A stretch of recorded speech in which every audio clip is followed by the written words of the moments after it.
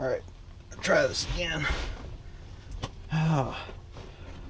Hopefully, with some better luck this time.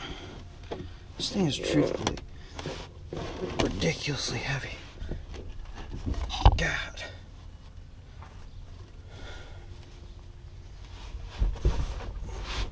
Flex plate is nowhere near this heavy. Oh.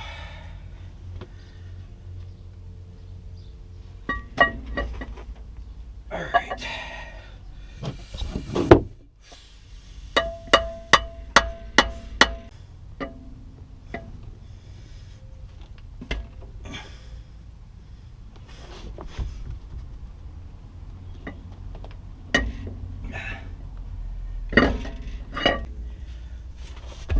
Ouch.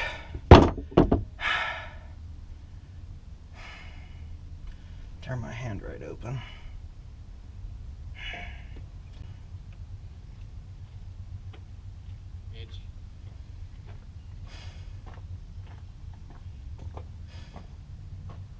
So, I just went and spent $18 on freaking bolts to get this flywheel on. So essentially what we got is some nuts on some longer ones and some shorter ones that I'm going to alternate to try to pull it on. And hopefully it'll work its way on there.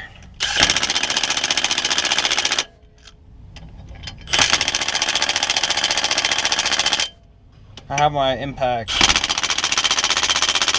on the low setting. Seems to be working.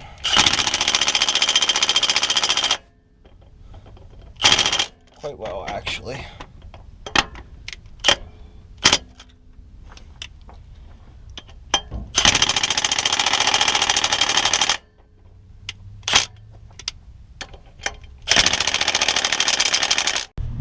So, we had to take a 2-hour detour in order to go get the right shit. I did get the flywheel in place with those long bolts, but the flex plate bolts that were in it, I wasn't thinking they aren't long enough to accommodate a flywheel instead of a flex plate. And so I had to go get bolts that were the right length. Everywhere seems to have bolts, but they're 12 point, and I don't feel like dealing with 12 points that don't have any other retention feature. Like, I can throw thread locker on anything, and these ones have the ring here, the way that it works, the Spectre bolts, that it grabs the metal and will help keep it in place way better than anything else would. And so nowhere else has these. We had to drive a freaking half hour to go get them, and I wasn't thinking that about the difference in size, or I would have ordered these ahead of time. So yeah, there's that. So good setback, something that should have already been taken care of, but you know, it's how it goes, I suppose. We drove and got the flywheel bolts put on. Now the clutch is ready to go on. One side has the spring sticking out further. This like plate comes out further. That meets inside of the pressure plate, so it goes the way you see it. And then there is a part that goes around this guy that goes into the crank farther, that it's basically just like a collar. You'll see it. It just slides in, and you use your tool like this to get it lined up while you bolt the pressure plate on top of it. So I'm gonna go ahead and bolt the pressure plate in. It just sits on top, you bolt it in. The torque spec for the flywheel, if I didn't mention it, is like somewhere around 60 foot-pounds. And then, let me see if I can find it here real quick. The torque spec for the pressure plate is 35 foot-pounds. So had to go get bolts for it too, because the clutch didn't come with those. So now I think we should be good, hopefully. Well, we got it in after hours of searching for parts and fighting to get it in. Ended up having to put it in fifth and spin it to get the splines to line up to get the last little bit. And I used like every jack you see under the truck, so. But it's in. So I don't think I stressed very well how much we fought with that transmission yesterday. Because I didn't record like any of it, because it was just constant back and forth, trying to pry on it, trying to get things to go into place, and nothing wanted to cooperate. One thing to another, nothing would do what we needed it to do. So eventually what I had to do was pop it in fifth and rotate it to get the splines to line up for the input shaft, which did end up working. It did give us that little bit, which right now I have like, I think 2 bell housing bolts in. It's just kind of chilling there for the most part. So I still have everything underneath to get bolted up, and then I'm gonna have to fill it with oil. But we had a rainy day today, and it's very lightly sprinkling, like misting basically. It was starting to clear up a little bit, but it's too late in the day that it's not gonna dry up at all. So I figured that there's a few little things that I might be able to get wrapped up top side here to help me out for tomorrow, so that hopefully I can get this thing back together. Because it's a couple hours worth of work, but to get the little things out of the way just helps that extra little bit. Because like I said, I was expecting to get farther yesterday, but just fighting with that transmission and it not lining up, I ended up, it didn't quite, it just was too long to maneuver the way that I needed. The bell housing was catching on the pressure plate, and on top of that, it was also impacting the floor. So I would say when you cut that hole in the floor, make it a little bit bigger than just the inside lines. Maybe cut it at the outside lines, or just take the whole thing out to give yourself some extra room. Because that was one of the big problems I was having, was I couldn't get it to line up the way it needed to. And it was very much so being uncooperative. And I had to like put it in like first, get the threads for the shifter in there, and then finagle it some more so that we could get the rest of it in there. And then it ended up ripping the boot for the shift tower, which if you had a different top plate that didn't stick up, if it was the 2-piece top plate, I can't English, that bolts down around and then the shift tower is a separate piece, you probably would be fine. You'd probably be able to get in there, but mine is not. Mine is a big 1-piece, and to get one of those is like $200. Since it's already in there, I'm not worried about doing it right now, switching out that top plate.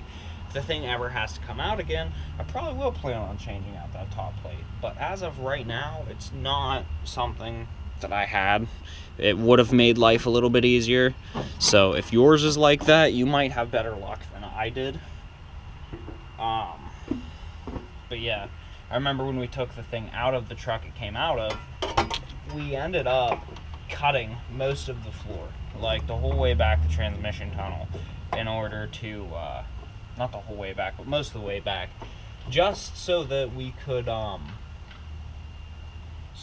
get it out easily, because we were fighting everything. I unbolted it from the bell housing thinking we could slide the whole transmission back, and that didn't happen because you don't have enough room to get the input shaft out and move it around with also fighting the bell housing, so that's not a great option. So here's another quick tip.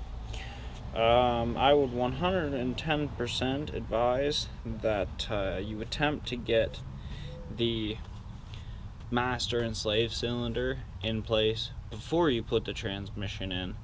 I had to remove a bell housing bolt to get the clearance to fit the master up through, because it's way easier to fit the master up through than it is to try to take the slave down through. So yeah, probably think of, like, you know, do all the little things before you go to put this giant transmission that's going to take up a ton of space in. That Crossmember came out super easy. My only issue currently is that I don't have anything to support this side of the exhaust. That side, as you can see, is staying there beautifully. It's good and doing what it needs to be doing. This side, however,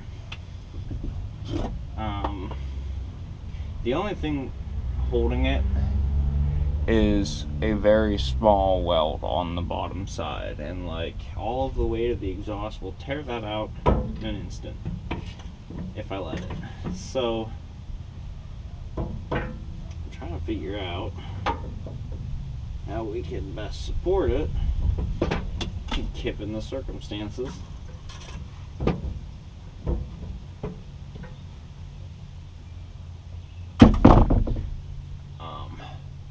Because obviously I need this crossmember out of the way. Alright, so I have a jack stand there helping support the transmission.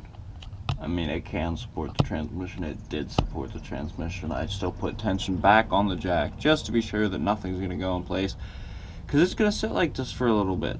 I just had a massive kick in the teeth. Oh, also, before I get to that, the reason that the Pittsburgh transmission jack isn't under there is I guess don't use an impact with it unless you want to weld it, because I'll show you what happened here.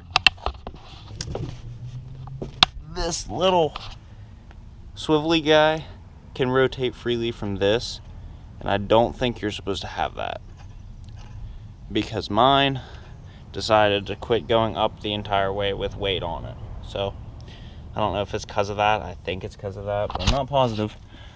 But here's the kick in the teeth. You can already see old crossmember, new crossmember. There's like 4 inches of difference here, but not only that, the width of the crossmember is different. This one is like 8, and this one is like closer to 6. And the bolt holes are also different. Right, so let me just show you here. About on center, roughly 5 inches on center on that one.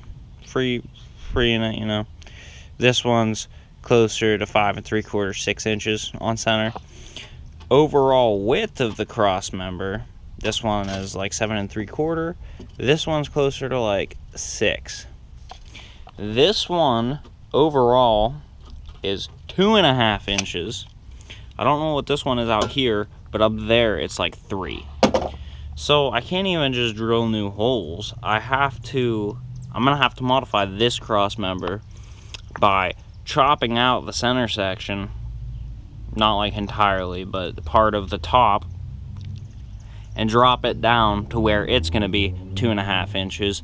Then I will be able to use this as a guide to drill the new holes.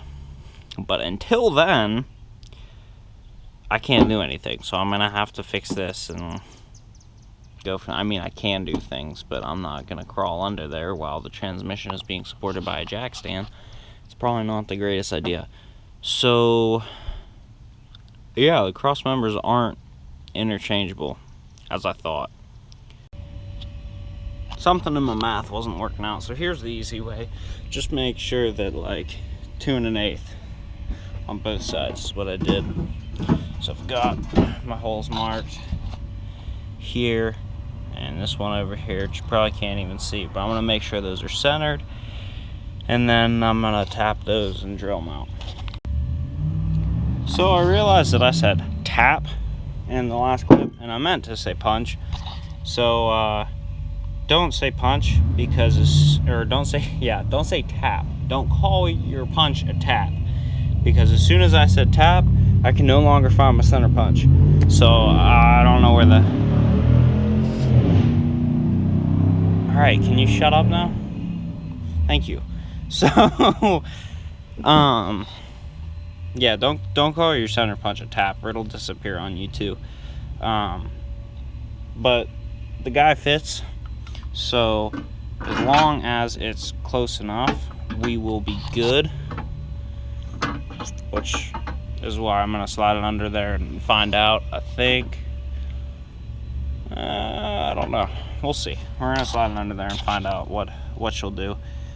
But if it clears, then we're good to clean it up and throw some paint on it, and then hopefully every time I say something I run into more issues, but I honestly don't see what else could go wrong at this point. So on this episode of what else could go wrong, did a little bit of research, because I'm trying to get this thing in, and the transmission isn't going to go high enough to clear the mount.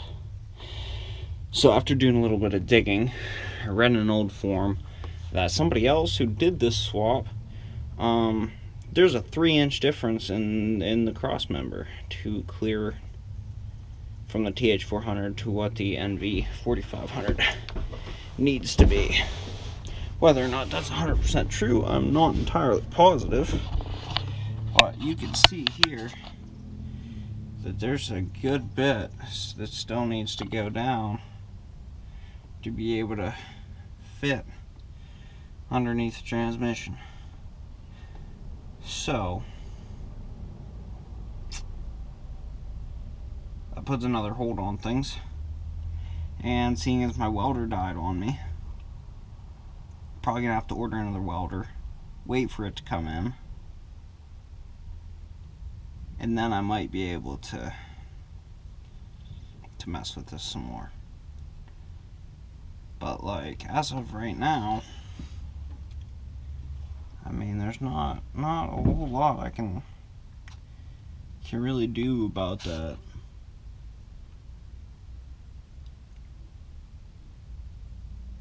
I might see if I can go up to scrapyard tomorrow and see if I can't get lucky enough as to find something that'll fit. But my guess is that probably won't be the case. So I'm up here, local scrapyard. You got the setup here. Dragging all my shit around. But everything I seem to find is a 4-wheel drive. And the 4-wheel drive cross members they mount, the hardware has, the holes are different measurement, different width apart. I can't English right now apparently, but every single one that I'm seeing is a 4-wheel and not a 2. I think I looked at this one. I think it's a Tahoe, or a Suburban rather, but it's also 4.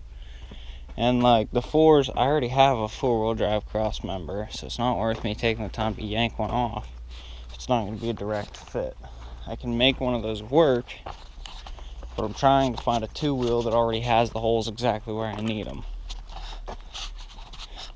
So the way it's looking currently, I don't know what that came off of. I'm kind of curious.